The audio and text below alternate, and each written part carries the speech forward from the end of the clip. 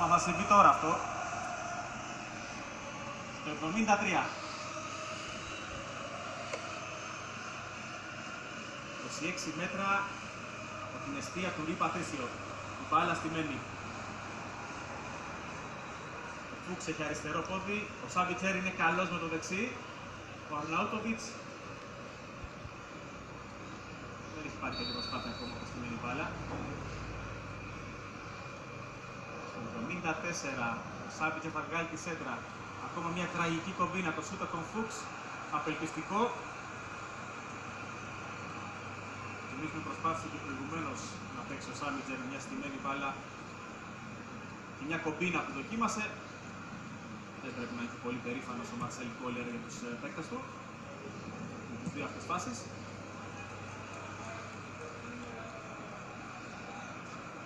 Καταφωνεί ο Ιβετός.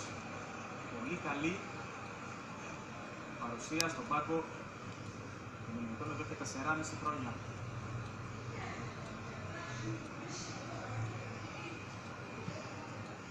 Ο Μάριο έδωσε για τον Βίλιαμ Καρβάλιο και αυτό και τον Ρικάρντο Καρβάλιο. Ζωά Μουτίνιο.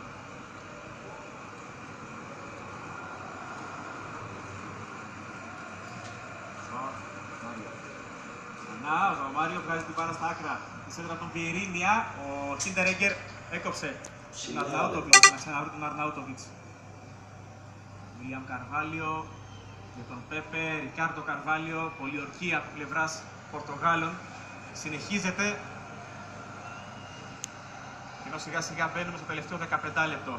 Το ένα γεμίσμα χωρίς ουσία πάντως και χωρίς καλές προϋποθέσεις από τον Βίλιαμ Καρβάλιο. Ανεβαίνει και ο Ρι Πατρίσιο. Στην κορυφή του ομίλου, θυμίζουμε, είναι η Ουγγαρία με 4 βαθμούς. Ακολουθεί με 2 η Ισλανδία. Η Πορτογαλία έχει έναν, κανέναν η Αυστρία. Ο Χαρνίκ γύρισε για τον Αρναούτοβιτς. Σύγχρεμα η μπάλα πίσω στον πρωταγωνιστή της συνάντησης, τον Άλμερ. Γεμίζει. Η Ειρήνια διώχνει. Όμορφα για τον Βίλιαμ Καρβάλιο. Ο Μάριο δεν μπόρεσε να μπει στη φάση. Ο Ζωά Μάριο, συγγνώμη.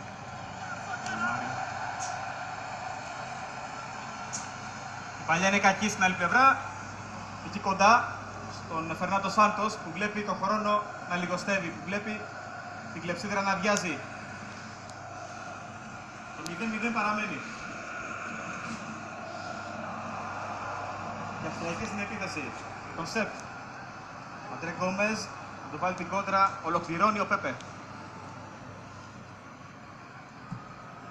Είναι την παλιά.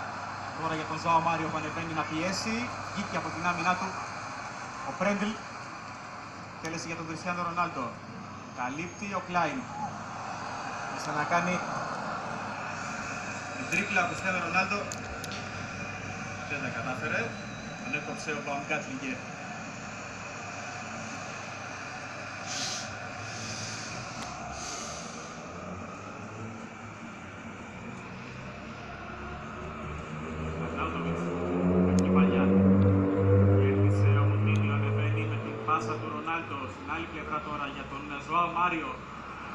Είναι εξαιρετικό από τον Αρναούτοβιτς. Θυσιάζεται για την ομάδα. Ρίχνει το εγώ του. Ένας παίκτης με πολύ εγώ, πιστέψτε με. Εγωιστής. Αλλά εδώ δείχνει πως μπορεί να παίξει για τους υπόλοιπους 10. Ο Γκόμεζ ανεβαίνει. Για τον Νάνι. Κλάιν μπροστά του. Ο Νάνι συγκλίνει. Και να δίνει τον Γκόμεζ κακή προσπάθεια. Ο Πρέντλ διώχνει. Τώρα ο Σάβιτσερ θέλει να βγάλει. Περέιρο, αυτή είναι καλή συνεργασία. Περέιρο ανεβαίνει. Θα βγάλει την παλιά. Ένα πέσιμο. Κριστιάνο Ρονάλντο κερδίζει πέναλτι. Στο 78 λεπτό. Και κίτρινη κάρτα από τον Χίντερεγκερ που διαμαρτύρεται χλιαρά όπως και οι υπόλοιποι συμπαίκτες του. Θα τη δούμε τη φάση πάλι. Παλιά ήταν καλή φαντασία τον Γκερέιρο. Εδώ Κριστιάνο Ρονάλντο, θέλει να περάσει, τον έχει πάρει αγκαλιά ο Κιντερέγκερ, βεβαίως υπάρχει πέναλτι. Στην αρχή τραβάνε και οι δύο, στη συνέχεια όμως με το δεξί χέρι κατεδαφίζει τον Κριστιάνο Ρονάλντο. Παίρνει το πέναλτι, 128η συμμετοχή του Κριστιάνο Ρονάλντο, του ρέκορντμαν της εθνικής ομάδας της Πορτογαλίας. Θα εκτελέσει και το πέναλτι, αν σκοράρει εδώ, ξεπερνά τον Νούνο Γκόμες. Είναι ο πρώτος σκόρερ σε τελικές φάσεις Euro για την Πορτογαλία. Αν νικήσει τον Μάλμερ.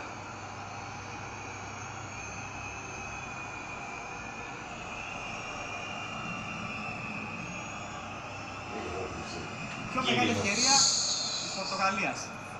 Σε πολλές ευκαιρίες, αυτή είναι η πιο μεγάλη όμως που έρχεται στο 79ο λεπτό.